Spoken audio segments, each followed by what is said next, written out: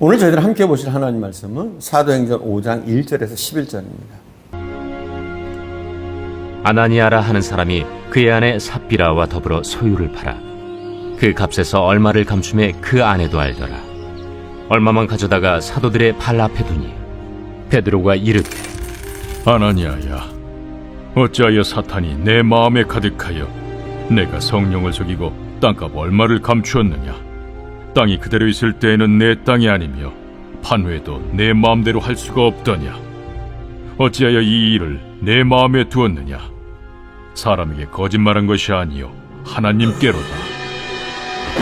아나니아가 이 말을 듣고 엎드려져 혼이 떠나니 이 일을 듣는 사람이 다 크게 두려워하더라.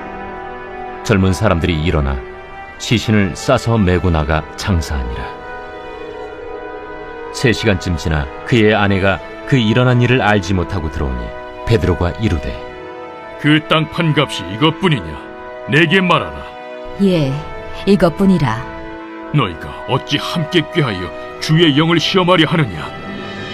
보라, 네 남편을 장사하고 오는 사람들의 발이 문 앞에 이르렀으니 또 너를 메어 내가리라. 곧 그가 베드로의 발 앞에 엎드려져 혼이 떠나는지라. 젊은 사람들이 들어와 죽은 것을 보고 메어다가 그의 남편 곁에 장사하니 온 교회와 이 일을 듣는 사람들이 다 크게 두려워하니라. 교회를 무너뜨리는 사단의 가장 무서운 전략은 무엇입니까? 그 첫 번째는 핍박이라는 방법이었습니다. 또 두 번째 방법은 아나니아와 삽비라를 통해서 거짓의 영을 심는 것이었습니다. 교회 안에 거짓의 영을 심어서 교회의 순수함을 빼앗아 버리려는 것입니다. 바로 여기에 사용된 사람이 아나니아와 삽비라 부부였습니다. 이 두 사람은 사탄의 통로가 되고 말았습니다. 어떻게 이들이 사단의 통로가 되었을까요? 먼저 첫 번째는 헌신의 잘못된 동기 때문입니다. 아나니아와 삽비라 부부는 그 헌신의 동기가 잘못되었습니다. 그 헌신의 동기가 하나님의 영광을 위해서가 아니라 형제와 자매를 돕기 위해서가 아니라 그들의 교만을 만족시키기 위해서 사람들에게 잘 보이려고 그것이 그들의 동기였습니다. 두 번째, 그들이 사단의 통로가 되었던 것은 하나님에 대한 잘못된 이해 때문입니다.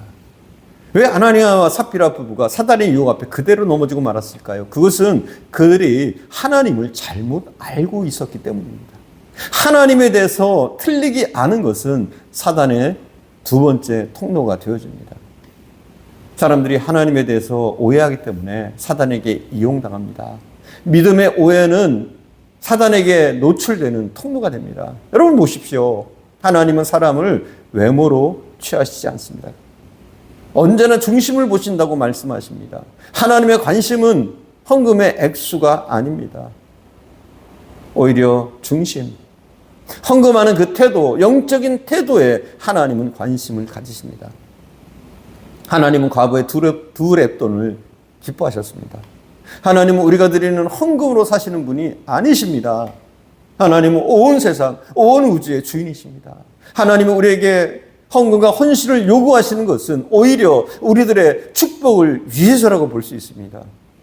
교회는 보리떡 5개와 물고기 2마리로 기적을 이룰 수 있는 곳입니다.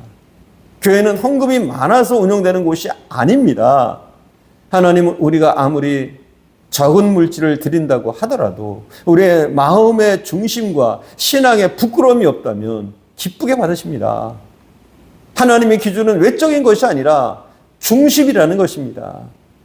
그런데 아나니아와 삽비라 부부는 마치 다 팔아서 바쳐야 되는 것처럼 생각을 했습니다. 그들은 하나님의 마음을 잘못 알고 있었습니다. 여러분은 어떻습니까? 하나님의 마음을 아십니까? 하나님의 그 중심을 보시는 마음을 아십니까? 또 아나니아와 삽비라는 하나님을 잘못 알았기 때문에 사람만 속이면 하나님도 속는 줄 생각했습니다.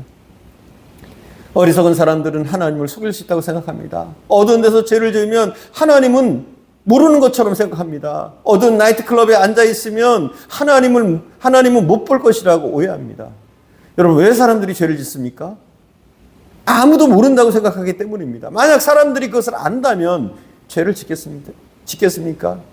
사람들은 자신들의 죄가 들키지 않을 것처럼 생각합니다. 그렇기 때문에 죄를 짓는 겁니다. 그리고 죄를 지어도 자기 죄가 들키지 않으면 죄인이 아닌 것처럼 생각합니다. 사람들은 자신의 거짓된 행동이 다른 사람들의 눈에 들키면 죄인이라고 인정하지만 그것이 드러나지 않으면 죄라고 도무지 생각하지 않습니다. 그러나 분명히 알아야 합니다. 사람은 속아도 하나님은 속지 않습니다. 하나님은 우리의 모든 행위와 마음의 생각까지 감찰하고 계십니다. 여러분, 교회는 거룩해야 합니다. 또한 우리 성도들도 거룩해야 됩니다. 교회는 단순히 병이 났거나 기적이 일어나는 곳만이 아닙니다. 교회는 하나님의 영광이 있는 거룩한 곳입니다. 교회 주인은 하나님이십니다. 사람이 아닙니다. 목사도 아니고 오래 다닌 교인도 아닙니다. 어떤 교회는 목사가 주인인 것처럼 교회까지 세습하려고 합니다. 저는 무슨 이유를 대더라도 그것 자체는 옳은 것이 아니라고 생각합니다. 또 어떤 교회는 교회 오래 다닌 사람이 주인 노릇을 하면서 그 토테스 때문에 새 신자들이 적응하기가 힘들다고 합니다. 다 잘못된 겁니다. 교회 주인은 하나님이십니다. 그러므로 교회는 하나님의 영이 있는 곳이고 거룩한 곳입니다. 그러므로 성령님이 역사하는 교회가 되려면 교회의 순수성을 회복해야 합니다. 성경은 아나니아가 얼마를 바쳤느냐, 얼마를 숨겼느냐에 대해서 전혀 언급하지 않습니다. 왜냐하면 그것은 문제가 아니기 때문입니다. 오히려 사도 베드로는 이렇게 말합니다. 땅이 그대로 있을 때에는 내 땅이 아니며 판 후에도 내 마음대로 할 수 없었더냐. 소유를 팔아서 하나님께 바치지 않아도 사실 상관없다는 겁니다. 또 소유를 판 후에도 다 바치지 않고 일부만 바쳐도 상관이 없는 일이라는 겁니다. 말하자면 아나니아 부부가 얼마를 감췄는 것에 대해서 지금 문제 삼고 있는 것이 아니라는 겁니다. 돈의 얼마를 감춘 것 때문에 죽임을 당한 것으로 우리는 쉽게 생각할 수 있지만 그것이 아니라는 겁니다. 문제는 다른 데 있습니다. 바로 아나니아가 삽비라가 그 소유를 바치면서 하나님을 속였다는 겁니다. 3절과 4절에 보면 성령을 속이고 그리고 또 사람에게 거짓말을 한 것이 아니요 하나님께로다 이렇게 지적하고 있습니다. 베드로 사도는 지적하고 있습니다. 그렇습니다. 다른 것은 몰라도 교회는 성령님을 속이는 일, 하나님에게 거짓된 것을 용납할 수 없습니다. 하나님은 교회가 순결하길 원하십니다. 거짓 영, 더러운 영들이 교회를 어지럽게 하도록 내버려 두시지 않습니다. 겉으로는 교회가 부흥하고 구제하고 선교할 수 있습니다. 겉으로는 많은 행사를 하면서 사람들의 박수갈채를 이끌어낼 수 있습니다. 그러나 그 속에 무엇이 있는가가 중요합니다. 거짓의 영이 있는가, 진실의 영이 있는가 하는 것입니다. 왜 한국교회가 불신자들에게조차 손가락질을 당하고 있습니까? 교회가 작기 때문입니까? 하나님의 역사와 응답이 없어서 그렇습니까? 아닙니다. 교회가 순결하지 않기 때문입니다. 교회가 사람들의 욕심, 자리다툼, 그것으로 순수함을 잃어가기 때문입니다. 교회가 순수하지 않으면, 순결되지 않으면, 교회가 성령의 역사 속에 서지 않으면 세상을 살릴 수 없습니다. 같이 망해가는 겁니다. 같이 썩어가는 겁니다.